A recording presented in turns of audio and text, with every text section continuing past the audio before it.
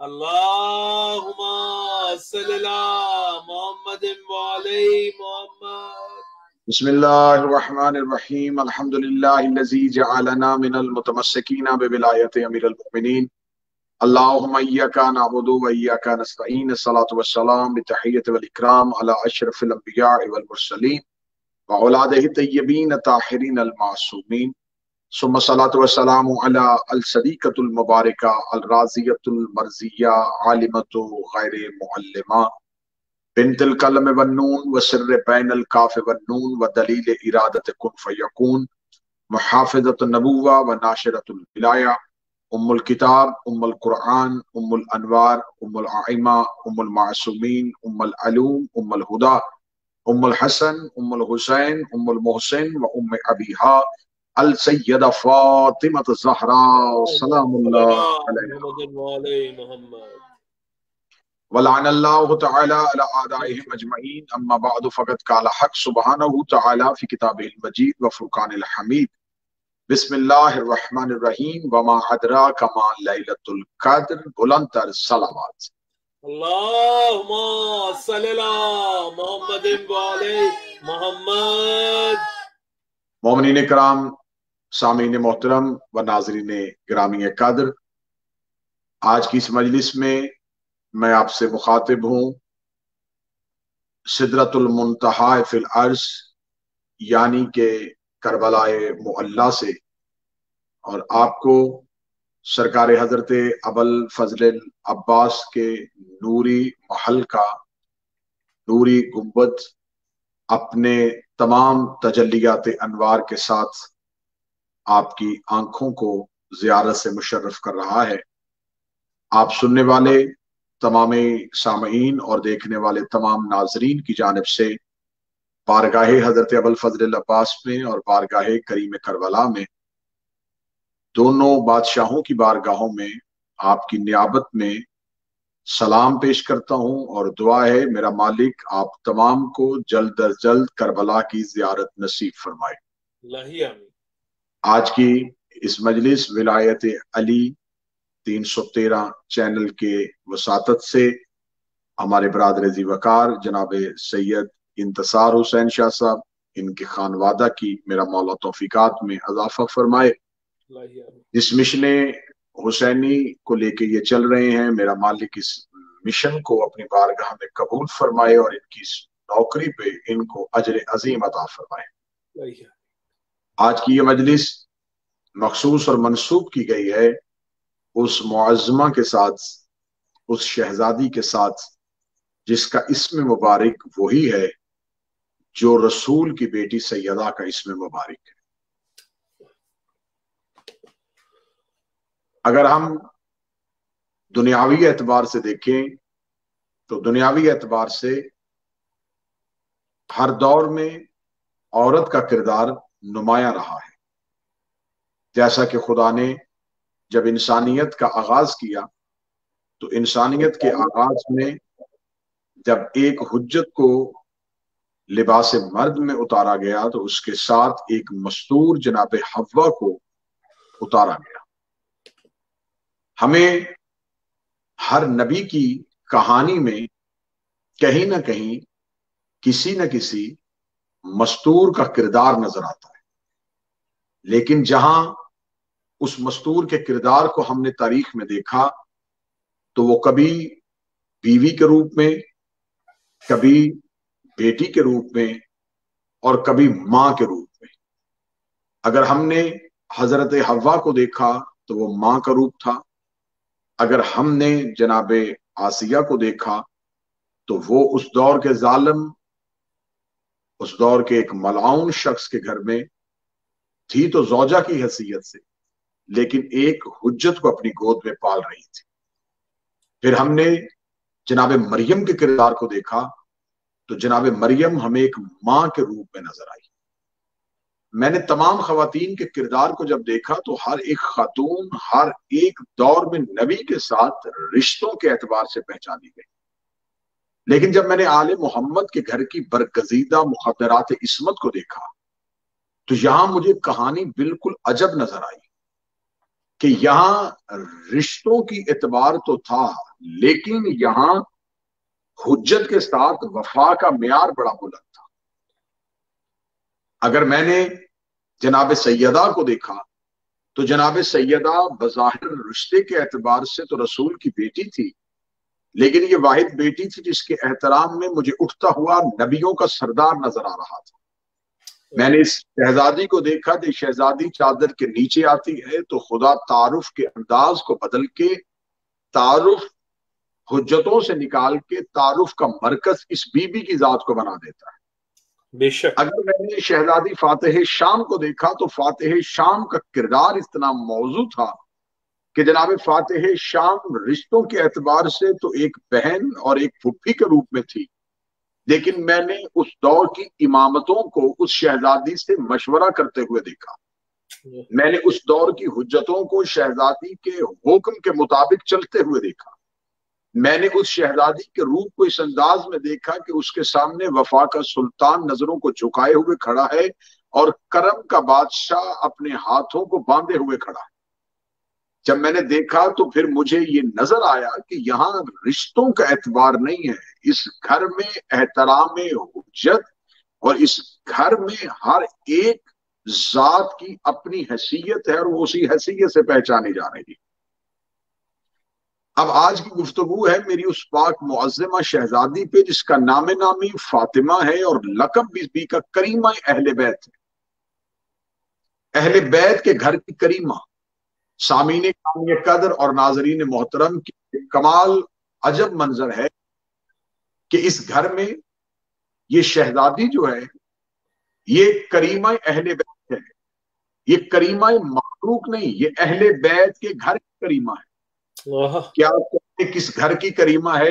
جس گھر میں جناب سیدہ عالمیان جیسی شخصیت موجود ہے، جس خاندان میں جناب فاتح شام جیسی ذات موجود ہے، جس گھر میں باب الحوائج، جس گھر میں جنت کے سردار، جس گھر میں صداقت کا بادشاہ، جس گھر میں عبادتوں کی زینت، ان تمام شخصیات کے ہوتے ہوئے پھر جو اپنے آپ کو کریمہ اہل بیت کہلوائے وہ یہ شہزادی معصومہ کم صلوات اللہ علیہ۔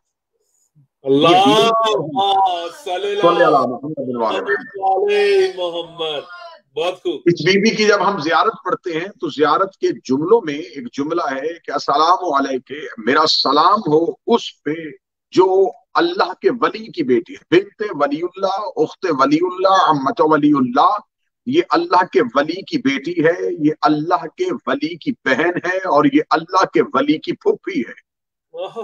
کیا بات، سبحان اللہ۔ جناب معصومہ کم کا یہ تعارف یا مجھے فاتح شام شہزادی میں نظر آیا کہ وہ علی کی بیٹی تھی، وہ امام حسن اور حسین کی بہن تھی، وہ سید الساجدین کی پھپھی تھی۔ پھر اس کے بعد یہ تعارف مجھے اس شہزادی میں نظر آیا کہ اس شہزادی کی زیارت پڑھتے ہوئے کہا جاتا ہے اے اللہ کے ولی کی بیٹی، اے اللہ کے ولی کی بہن، اے اللہ کے ولی کی پھپھی، یعنی کہ تین ولایتیں جس کو گھیر میں رکھے ہو اسے فاطمہ معصومہ کہتے ہیں۔ تین ولایتیں، بابا کی ولایت ہے، بھائی کی ولایت ہے اور پھر بھتیجے کی ولایت، جبکہ یہ ولایتیں ایک ہیں۔ میں یہاں پر تین ولیوں کا تذکرہ کر رہا ہوں، اس بی بی کا رشتہ تین ولیوں کے ساتھ ہے۔ اس کا باپ ولی ہے، یہ ولی کی بہن ہے، یہ ولی کی پھپھی ہے۔ میں بار بار لفظ دہرا رہا ہوں کہ اس شہزادی کو کریمہ اہل بیت کے ساتھ ایک تعلق ایسا بن رہا ہے کہ اس بی بی کا رشتہ تین ولیوں کے ساتھ ہے۔ میں بار بار تین ولی کہہ کے آپ کو اس بات کی طرف متوجہ کر رہا ہوں، اس شہزادی کا رشتہ تین ولیوں کے ساتھ ہے، اور خدا نے قرآن میں بھی تین ہی ولیوں کا تذکرہ کیا ہے۔ انما ولیکم اللہ ورسولہ والذین آمنوا الذین یقیمون الصلاۃ ویؤتون الزکاۃ وهم راکعون۔ اللہ ولی ہے، رسول ولی ہے، اور وہ صاحبان ولی ہیں جو حالت رکوع میں زکوٰۃ دیتے ہیں، جسے قرآن میں تین ولیوں کا تذکرہ کیا ہے۔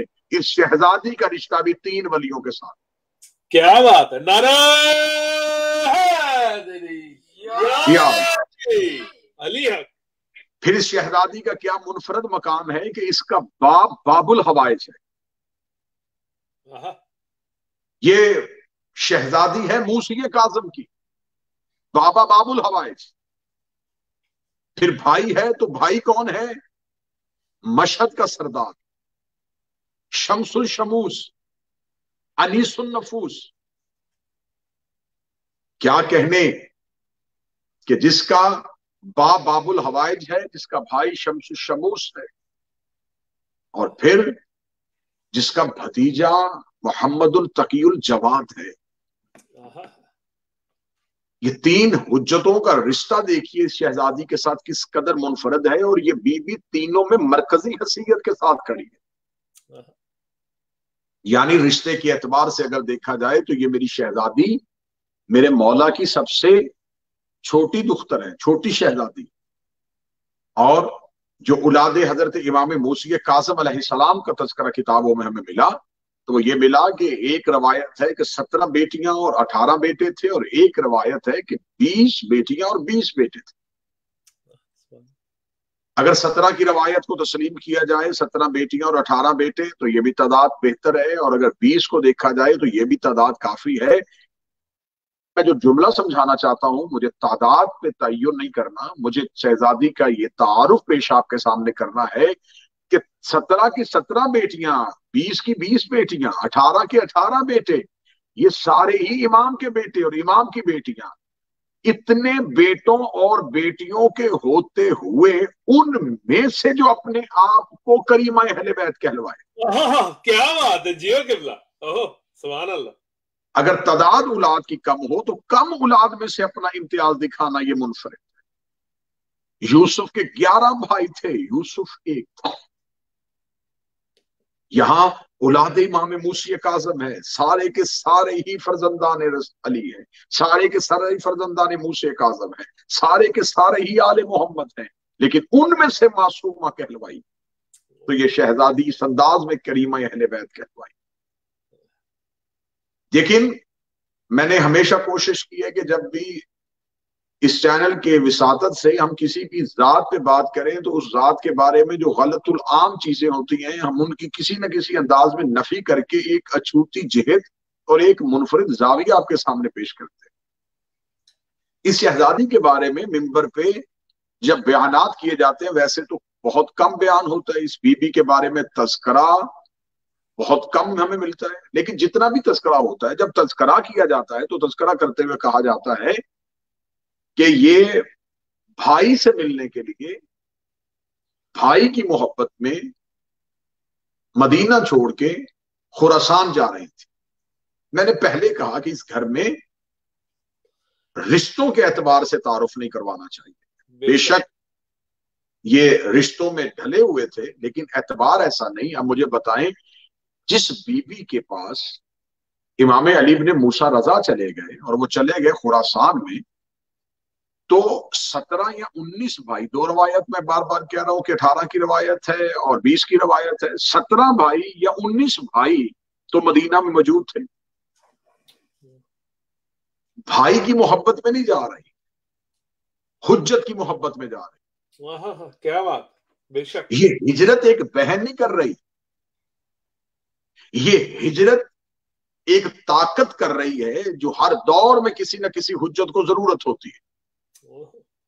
شہزادی معصومہ کم صلوات اللہ علیہا کی جو ہجرت ہے، اس ہجرت کو اس انداز میں دیکھا جائے کہ سرکار علی ابن موسیٰ رضا کے لیے جو بی بی گھر سے نکلی ہے تو میری شہزادی نے یہ حجت کی اور اللہ کی اس ولی کی ولایت کے تحفظ کے لیے ہجرت کی.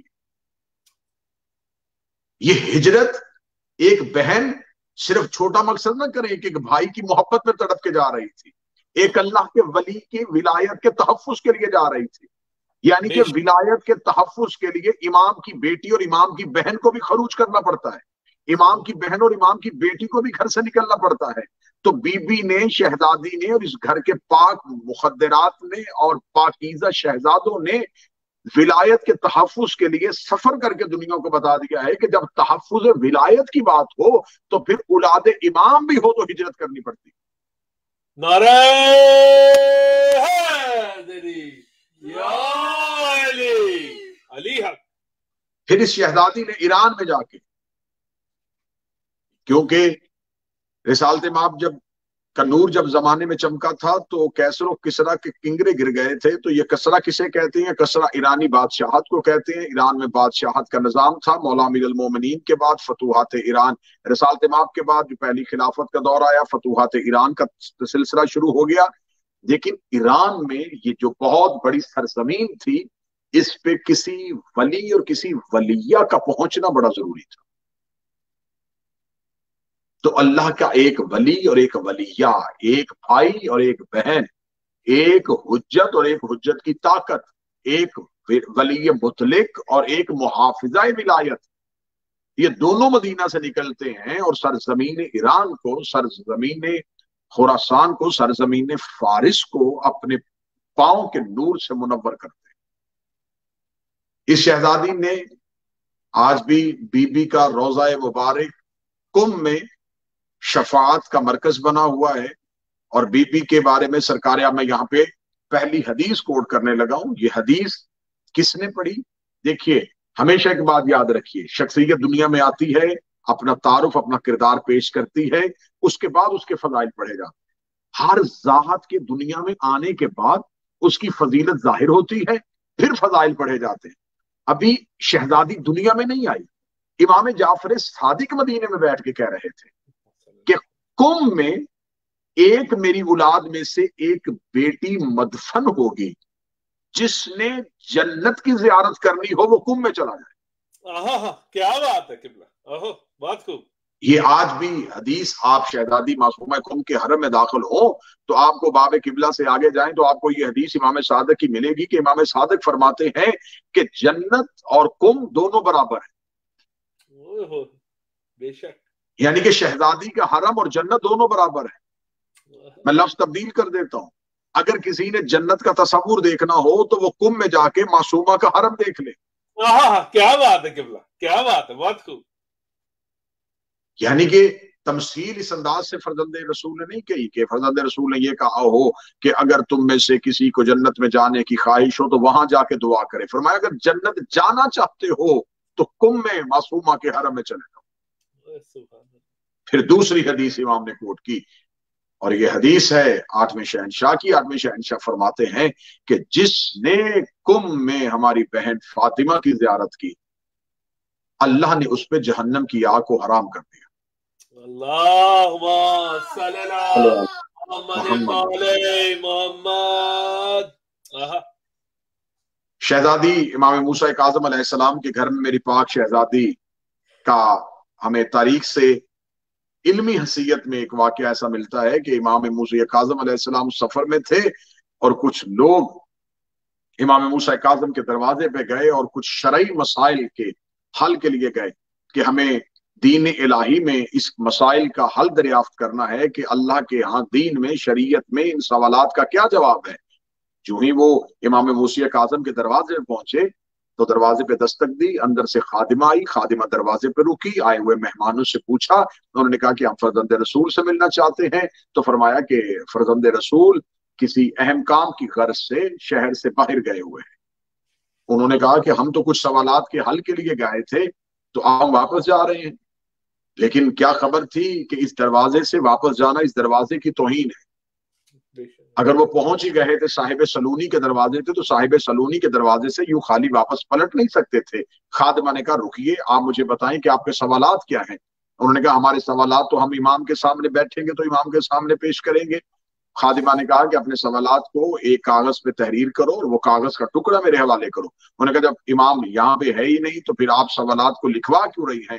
تو خادمہ نے کہا کہ آپ سوالات لکھیں، امام موجود نہیں ہے لیکن امام کی بیٹی موجود ہے. سبحان اللہ. شہزادی موجود ہے. اب یہ پہلا تعارف تاریخ میں بی بی کا اس انداز میں ہوا کہ کتب کی روایات کہتی ہیں کہ ان لوگوں نے اپنے سوالات لکھے، خادمہ لے کے آئی. شہزادی معصومہ کم نے شرعی مسائل کا جوابات لکھے، جوابات لکھ کے ان لوگوں تک پہنچائے. انہوں نے جب جوابات دیکھے تو جوابات پڑھے تو ایک دوسرے کی طرف حیران ہو کے کہہ رہے تھے کہ یہ تو سارے کا سارا گھر ہی علی ہے، یہ تو پورے کا پورا خاندان ہی محمد ہے، یہ تو جوابات بالکل قرآن کے مطابق ہے، یہ تو لہجہ امامت ہے، یہ تو ترتیب امام والی ہے. ایسی گفتگو تو صرف اللہ کی حجت کر سکتی ہے. یہ کیسے سوال بی بی نے جوابات اس طریقے سے لکھ لیے؟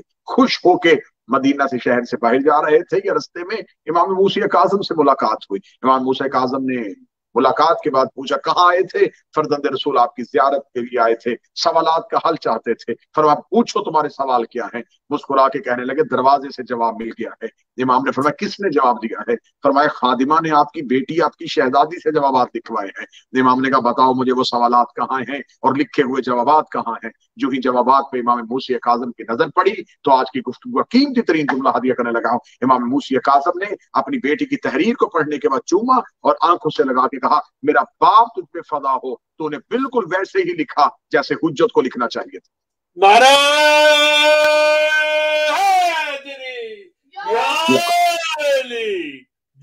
آپ نے بالکل جوابات اسی انداز میں دیے ہیں کہ جیسے امام وقت جواب دیتا ہے۔ تو اب میرا سوال ہے طالب علمانہ انداز سے کہ دین کے تحفظ اور شریعت کی تبلیغ امامت کی ذمہ داری ہے، تو جب امام کی ذمہ داری تھی تو فرزندان رسول یا دختران امام میں سے یہ امامت کی جھلک کیسے نظر آ رہی تھی؟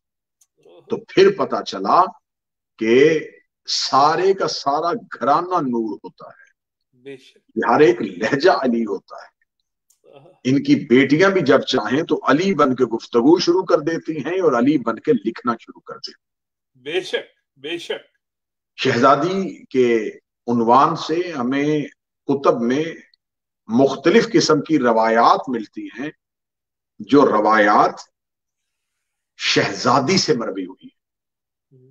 یہ بالکل نئی چیز میں آپ کے سامنے پیش کروں گا کہ بہت سی ایسی حدیثیں ہم تک پہنچی ہیں جن حدیثوں پہ ہمیں مکمل یقین ہے اور وہ حدیثیں بالکل حق اور سچ ہیں، لیکن ہمیں یہ نہیں پتا کہ اس حدیث کی سند کیا ہے۔ اب میں بی بی کی ایک حدیث پڑھنے لگا ہوں۔ حدیث اتنی مشہور ہے، اتنی مشہور ہے کہ ہر ایک کو یاد ہے، لیکن کسی کو نہیں پتا کہ اس حدیث کی راویہ بی بی معصومہ کون۔ اب ذرا حدیث کی سند سنیے گا۔ جب بھی کوئی حدیث پیش کرتا ہے تو حدیث بغیر سند کے نہیں پیش کی جاتی۔ جو علم الحدیث سے واقف ہیں وہ جانتے ہوں گے کہ علم الحدیث کا یہ قانون ہے کہ جب بھی آپ حدیث پیش کریں یا روایت پیش کریں تو آپ کو پہلے سند دینی ہوگی، آپ کو بتانا پڑے گا کہ یہ حدیث آپ تک کیسے پہنچی، یہ حدیث جو ہے اس کا سلسلہ سند کیا ہے، اس کی توثیق دینی پڑتی ہے۔ یہ حدیث کتنی مضبوط ہے، یہ حدیث کتنی محکم ہے، یہ حدیث کتنی مدلل ہے، یہ حدیث کتنی مضبوط ہے۔ اس میں مختلف قسم کی احادیث کو علماء نے حصوں میں تقسیم کیا ہے۔ حدیث مرسل کون سی ہوتی ہے، شاذ کون سی ہوتی ہے، یہ روایات کی تقسیم ہے، لیکن سند بیان کرنا ہر ایک پہ ضروری ہوتا ہے کہ جب بھی وہ حدیث بیان کرے تو حدیث کی سند بیان کرے۔ اب میں رسول کی ایک حدیث پڑھنے لگا ہوں، سند سنیے گا۔ عن فاطمہ وعن فاطمہ وعن فاطمہ وعن فاطمہ وعن فاطمہ وعن فاطمہ وعن رسول اللہ۔ سبحان اللہ سبحان اللہ سبحان اللہ۔ حدیث کی سند سنی۔ بی بی فاطمہ معصومہ کم نے حدیث نقل کی۔ بی بی فاطمہ معصومہ کم کہتی ہیں میں نے سنا ہے فاطمہ بنت جعفر صادق سے، انہوں نے سنا ہے فاطمہ بنت امام محمد باقر سے، انہوں نے سنا ہے فاطمہ بنت علی زین العابدین سے، انہوں نے سنا ہے فاطمہ بنت حسن سے، انہوں نے سنا ہے فاطمہ بنت حسین سے، انہوں نے سنا ہے فاطمہ بنت محمد سے، اور انہوں نے سنا ہے محمد رسول اللہ سے۔ سبحان اللہ، اللہم صلی اللہ محمد وعلی محمد۔ جیو قبلہ، حدیث کی سند دیکھیے گا، اس حدیث میں کتنی فاطمہ ہیں جو اس حدیث کی راویہ ہیں۔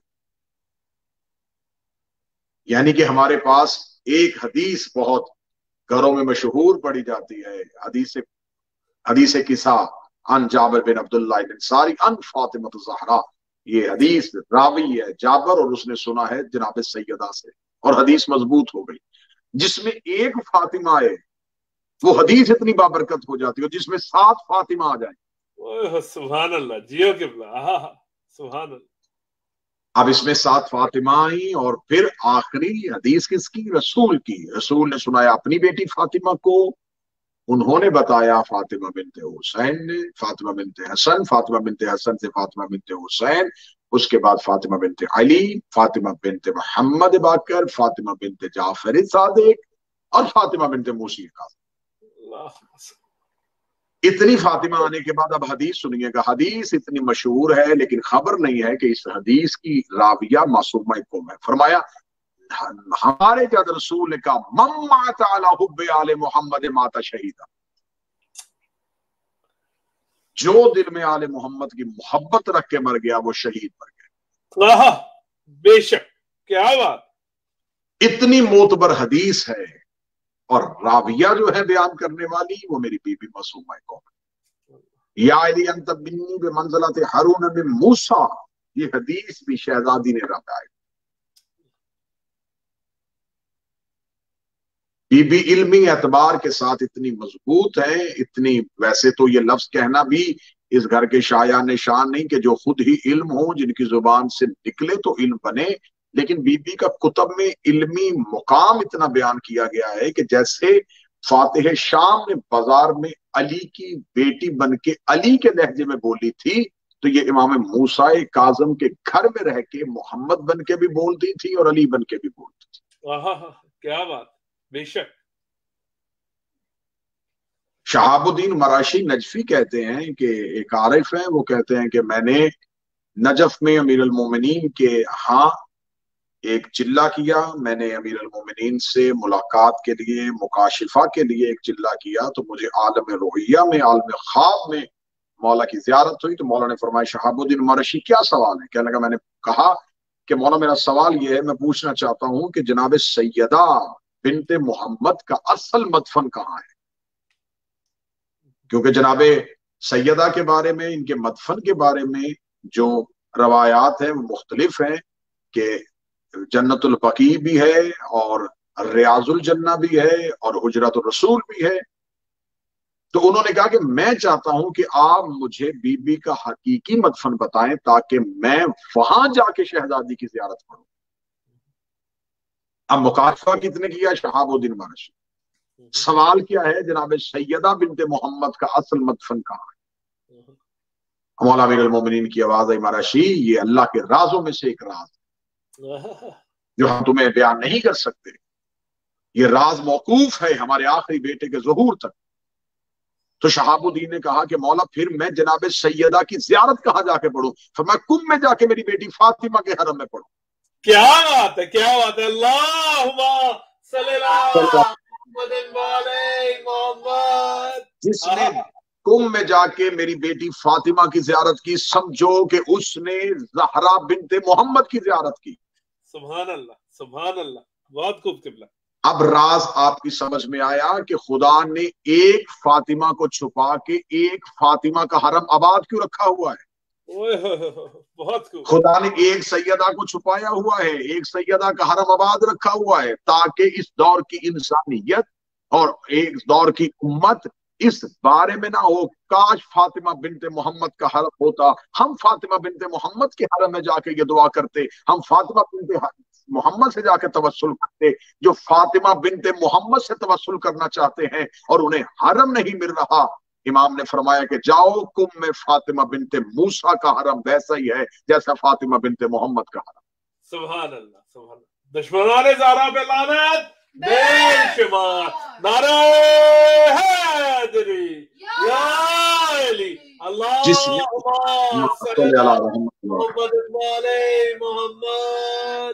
जिसने कुम में जाके जनाब फातिमा मासूमा कुम की जियारत की, समझो कि उसने जन्नतुल बकी में फातिमा बिनते मोहम्मद की जियारत की।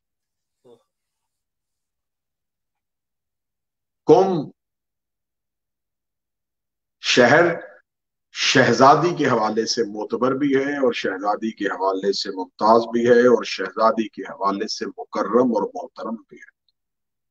शहर कुम की शान में भी बहुत सी रवायात हैं, शहर कुम के बारे में भी बहुत सी हदीसें हैं, रवायात का मुख्तलिफ तजादात भी है, लेकिन जब हम तमाम रवायात और हदीस को इकट्ठा करते हैं तो खबर मिलती है کہ اس شہر کی عزت، اس شہر کا مرتبہ ہے بی بی کی وجہ سے۔ مدینہ رسول کی وجہ سے پہچانا گیا، مکہ توحید کی وجہ سے پہچانا گیا، نجف علی کی وجہ سے پہچانا گیا، کربلا حسین کی وجہ سے پہچانا گیا، سامرہ امام حسن عسکری اور امام علی نقی بادشاہ کی وجہ سے پہچانا گیا، کاظمین امام موسی کاظم اور امام تقی جواد کی وجہ سے پہچانا گیا، مشہد شہر کی پہچان امام رضا ہے، اور کم شہر کی شناخت معصوم ہے۔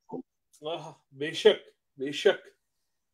کیا کہنے اس گھر کے پاک شہزادوں اور پاک شہزادیوں کو، ان کے نام کے ساتھ نسبت پا کے شہر بھی شریف ہو جاتے۔ کیا بات ہے، بہت یہ مکہ میں جاتے ہیں معظمہ کر دیتے ہیں، یہ مدینہ آتے ہیں منورہ کر دیتے ہیں، یہ نجف پہنچتے ہیں اشرف کر دیتے ہیں، یہ کربلا آتے ہیں تو معلیٰ کر دیتے ہیں، یہ کاظمین جاتے ہیں شریفین کر دیتے ہیں، یہ مشہد جاتے ہیں تو مقدس کر دیتے ہیں۔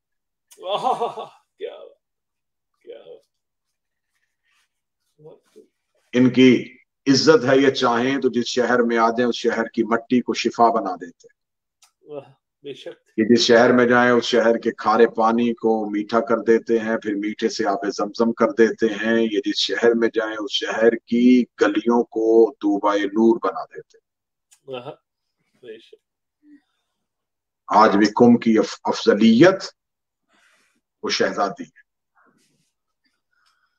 200 ہجری میں امام علی بن موسیٰ رضا نے مدینہ چھوڑا، اور 200 ہجری کے بعد 201 یعنی کہ اگلے سال شہزادی کی ہجرت ہوئی، بی بی گھر سے خراسان کے لیے امام سے ملاقات کے لیے چلی۔ اس شہزادی کے بارے میں بہت کچھ لکھا جا چکا، بہت کچھ پڑھا جا چکا، بہت ریسرچ اور بہت تحقیق ہوئی اور ابھی تک ہو رہی ہے۔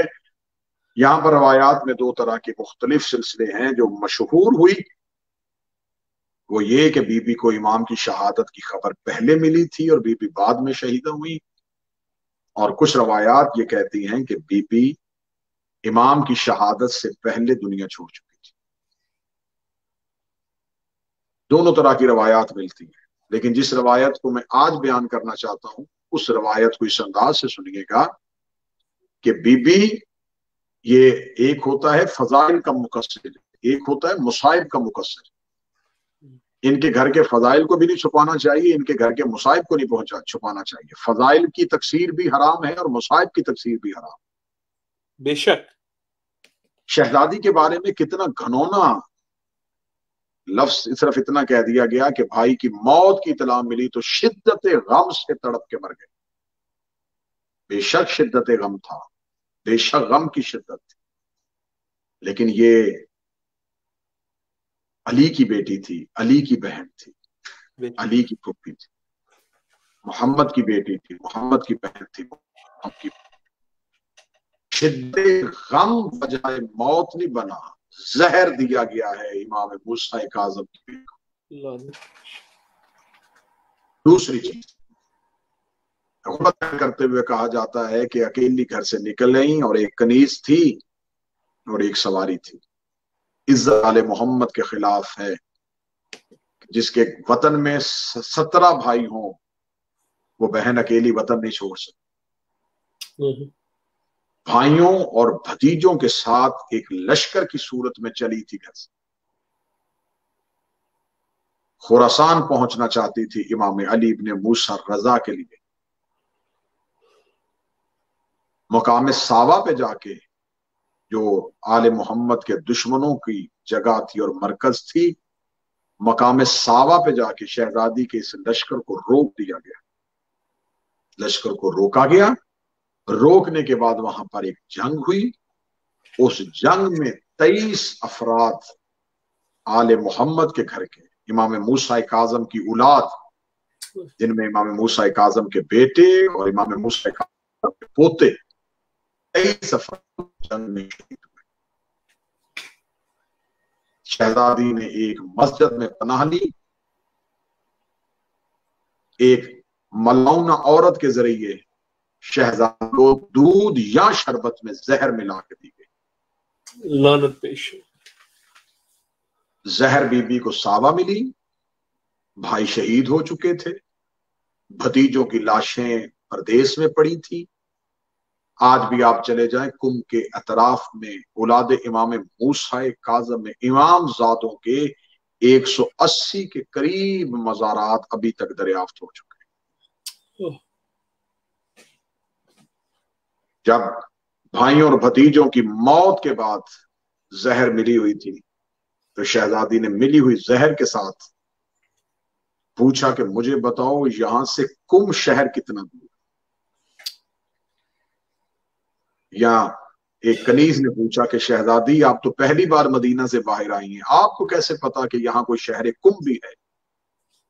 फरमाया आज पता चला कि एक बार मेरे बाबा मूसा काज़म मेरे पास बैठे थे और मुझे बार बार कह रहे थे फातिमा कुम मेरे शियों का वतन है।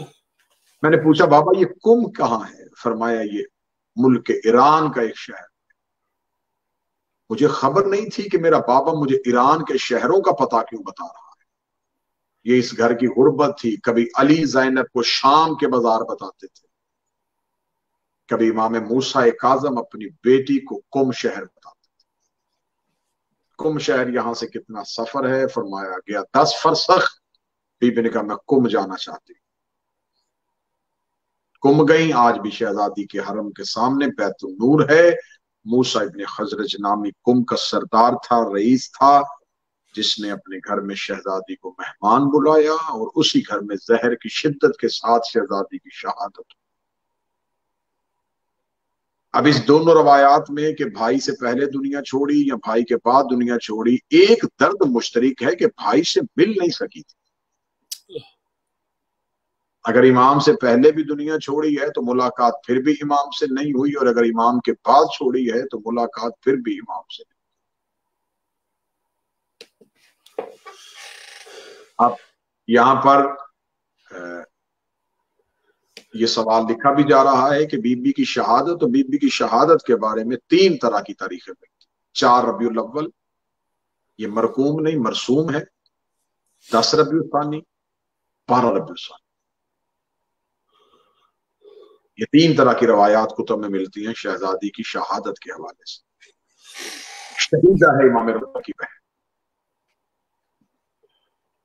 दर्द इतना मुश्तरक था कि मैंने फिर लफ्ज दोहराने लगा हूं कि बेशक भाई से पहले शहीदा हुई या भाई के बाद, लेकिन मुलाकात भाई से ना हो सकी। अब मैं करबलाए मोहल्ला में हूं, आपके लिए दुआ करते हुए जुमला मुसाइब का पढ़ने लगा हूं। इमाम अली इब्ने मूसा रजा अपने घर में इमाम हुसैन गरीब करबला की मजलिस करवा रहे थे। इमाम ने देबल खुदाई को बुलाया। फरमाया देबल को बुलाओ ताकि वो मुझे रद का मरसिया सुनाए। देबल खुदाई आया। देबल खुदाई ने बात इमाम में आया। इमाम की आवाज आई, देबल तूने मेरे जद इमाम हुसैन गुर्बत में कोई मरसिया लिखा है? देबल की आवाज आई, जी मौला मैंने मरसिया लिखा है। फरमाया देबल मुझे मरसिया सुना। देबल इमाम की बारगाह में खड़ा हुआ और देबल ने इमाम की बारगाह में खड़े होके मरसिया पढ़ना शुरू किया। देबल ने मरसिया पढ़ा। मरसिये के पहले जुमले थे, मेरा सलाम हो जनाब सैयदा तेरे बाग पे जिसकी कलियां और फूल कायनात करके बीबी तेरी औलाद का कब्रिस्तान भी एक न बना। ये कहने के बाद देबल ने मरसिया शुरू किया। देबल के नोहे की पहली सतर आई। देबल कहता मेरा सलाम हो बीबी तेरे बेटे हसन पे जिसे गुर्बत की जहर दे के शहीद किया गया। बीबी मेरा सलाम तेरे दूसरे बेटे हुसैन पे जिसकी लाश 3 दिन बगैर कफन के पड़ी रही। बीबी मेरा सलाम हो तेरे बेटे सज्जाद पे जिसे शाम के बाजारों में कैद करके गुजारा गया। बीबी मेरा सलाम तेरे बेटे मोहम्मद बाकर पे जिसे कमसनी की हालत में जहर दिया गया। बीबी मेरा सलाम है तेरे बेटे इमाम सादिक पे जिसे गुर्बत की हालत में जहर दिया गया। बीबी मेरा सलाम है तेरे बेटे मूसा काज़म पे जिसे 14 साल कैद में रखा गया। यहाँ तक लोहा खत्म हुआ, देबल ने मिंबर छोड़ दिया। इमाम अली इब्ने मूसा रज़ा उठे, अपने गिरेबान को चाक किया हुआ था, सरे मुबारक से इमामा उतरा हुआ था। इमाम की आवाज एक, देबल अपना लोहे में 1 शेर का इजाफा कर दे। देबल रो कहता मौला लोहा मुकम्मल हो गया। इमाम ने 1 शेर अपने हाथ से लिखा, वो आज भी देबल के लोहे में पढ़ा जाता है। इमाम ने कहा कह मेरा सलाम हो तेरे उस बेटे पे जो तूस में गुर्बत की हालत में दफन हो जाएगा। इतना शेर लिखना था या देबल काम के कहने लगा मौला मुझे तो नहीं पता फातिमा सैयदा का कोई बेटा तूस में भी दफन है। इमाम ने कहा मुझे के गले लगा। ये है तेरा वो गरीब इमाम जो तूस में गुर्बत की हालत में दफन हो जाएगा। इतना शेर कहना था या देवल ने रोते हुए इमाम के नौकरों के दरमियान शेर पढ़ दिया, या नागहां औरतों की तरफ से कनात उठी। एक सफेद सर वाली कनीज रोती हुई बाहर आई और बाहर आके कहती है, देवल दोबारा शेर न पढ़ना, देवल मिंबर छोड़ दे, जब से तूने इमाम रजा की शहादत का शेर पढ़ा है, कभी इमाम की कोई बहन बेहोश हो रही है, कभी कोई बहन बेहोश हो रही है। और कुम वाली शहजादी जिसका नाम फातिमा है, उस बीबी के बारे में कनीज ने कहा कि वो बीबी दीवारों पे सर मार मार के बेहोश। इतना जुमला सुनना था। या इमाम अली इब्ने मूसा रजा मजलिस वाली जगह से उठे, सर से अमामा उतरा हुआ, गिरेबान चाक है। इमाम जनान खाने में अपने सहन के अंदर गए, जहां पे मासूमा कुम बेहोश थी, अपनी बहन का सर उठाया, अपने जानों पे रखा, माथा चूमा, आंखें होश आई। इमाम मूसा काजम की बेटी ने भाई का चेहरा हाथों पे लिया, रो के कहती, मेरे सामने न कहा करके तू शहीद होगा। इमाम रजा ने बहन का पाथा चूम के कहा, फातिमा तूने सिर्फ भाई की शहादत का शेर सुना और तू बेहोश हो गई। 70 कदम के फासले पे हुसैन की बहन और मेरी मां ज़ैनब रो रो के कातिल से कह रही थी, ना मार, मेरा 3 दिन का प्यासा है।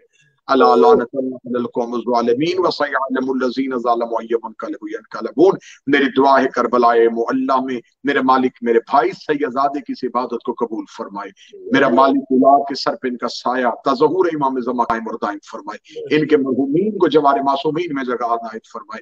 मेरे मालिक ने मोहम्मद व आले मोहम्मद की मारिफत नसीब फरमाए। इनकी नस्लों को अज़दार हुसैन बनाए। ये सिलसिला अज़दार इनकी नस्लों में कायम और दायम फरमाए। जितने भी देख रहे थे, जितने सुन रहे थे, तमाम की तौफीकात में इजाफा फरमाए। तमाम को जल्द अज जल्द करबला मुअल्ला बुलाए। तमाम को रोजा इमाम हुसैन की ज़ियारत नसीब फरमाए। जो करबला नहीं आ सके, मेरा मालिक उन्हें करबला बुलाए। जो परेशान हाल है उनकी परेशानियों को दूर फरमाए। जो मकरूज है उनके कर्ज दूर फरमाए। जो बीमार है उन्हें शिफा अता फरमाए। जो बेऔलाद है उन्हें औलाद अता फरमाए। जो माली हालात की वजह से परेशान है, इमाम रजा के खजाने से उन्हें अनायत फरमाए।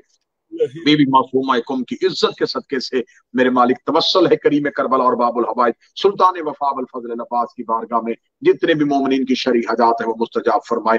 बहुत बड़ी दुआ हमारे आका और मौला के ज़हूर में ताजील फरमाए। हमें इमाम की मारिफत नसीब फरमाए। हमें इमाम की मोहब्बत नसीब फरमाए। हमें इमाम का गम नसीब फरमाए। हमें इमाम का साथ नसीब फरमाए। हमें इमाम के लश्कर में से उठाए। अगर हम इमाम के आने से पहले मर जाएं, मेरे मालिक हमें नुसरत इमाम के लिए कब्रों से दोबारा उठने की तौफीक अता फरमाए। हमारा खात्मा बिल अकीदा फरमाए। हमारा खात्मा बिल खैर फरमाए। कठिन दौर है जमाने में, अकीदा पढ़ना अकीदा रखना मुश्किल हो गया है। तन्हाई मिलती है अली वलीउल्लाह की वजह से। मेरे मालिक हमें हर चीज कबूल है, लेकिन हमें विलायत अली पे साबित कदम रखना। हमें विलायत अली पे इस्तकामत नसीब फरमाना। दुश्मनाने आले मोहम्मद से नफरत अता फरमाना। दुश्मनाने आले मोहम्मद से नफरत अता फरमाना। मेरे मालिक जो आले मोहम्मद के घर का मुखालिफ है, जो आले मोहम्मद के घर से दुश्मनी करे, जो दुश्मनी की नासबियत की सूरत में हो या मुकस्सरियत की सूरत में हो, हमारे बच्चों को इन जरासीम से बचा के रखना, इन बीमारियों से बचा के रखना। मेरे मालिक दुश्मनाने आले मोहम्मद को नीस्त व नाबूद फरमा। हमारे वक्त के इमाम का बोलबाला फरमा। रब्बना तक़ब्बल मिन्ना इन्नका अंतस समीउद दुआ। आमीन या रब्बुल आलमीन। अल्लाहुम्मा सल्लि अला मुहम्मद।